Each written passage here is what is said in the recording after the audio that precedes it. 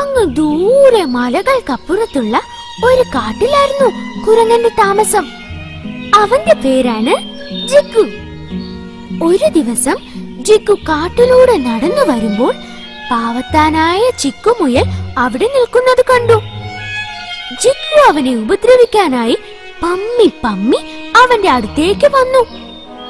ഇത് കണ്ട ചിക്കുമുയൽ പേടിച്ചോടി. ഇത് കണ്ട ജിഗു ചിക്കുവിനെ കളിയാക്കി ചിരിച്ചു. ഇനി ആരെ ഉപദ്രവിക്കണമെന്ന് നോക്കി നടക്കുമ്പോഴാണ്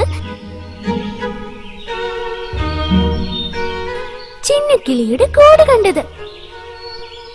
ഇത് കണ്ടതും അവന് വലിയ സന്തോഷമായി. അവൻ പതിയെ മരത്തിലേക്ക് കയറി. ജിഗുവിനെ കണ്ട ചിന്നക്കിളി പേടിച്ച് പറന്നുപോയി.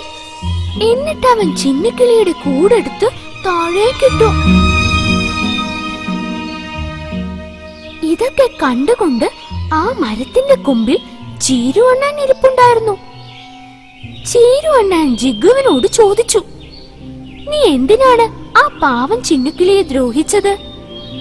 ഇത് കേട്ട് ജിഗു പറഞ്ഞു, എനിക്ക് നല്ല ശക്തിയുണ്ടെന്ന് മറ്റുള്ളവർ മനസ്സിലാക്കട്ടെ. എങ്കിൽ അത്രയ്ക്ക് ശക്തനാണെങ്കിൽ നീ പറിച്ചെറിഞ്ഞ ആ കൂട് തിരികെ ആ ചില്ലയിൽ തന്നെ ഉറപ്പിക്കാമോ എന്ന് ചീരു അണ്ണാൻ ചോദിച്ചു. അത്രേ ഉള്ളൂ, ദാ കണ്ടോ എന്ന് പറഞ്ഞ് ജിഗു കൂടുറപ്പിക്കാൻ ശ്രമിച്ചു. പക്ഷെ എത്ര ശ്രമിച്ചിട്ടും അവൻ അതിന് കഴിഞ്ഞില്ല.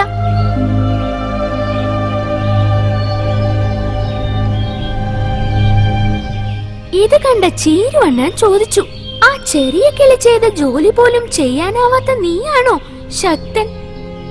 ഇത് കേട്ട് ജിഗുവിന് അവൻ ചെയ്ത തെറ്റ് എന്താണെന്ന് മനസ്സിലായി. എന്നിട്ട് അവൻ നാണിച്ച് തല താഴ്ത്തി നടന്നുപോയി.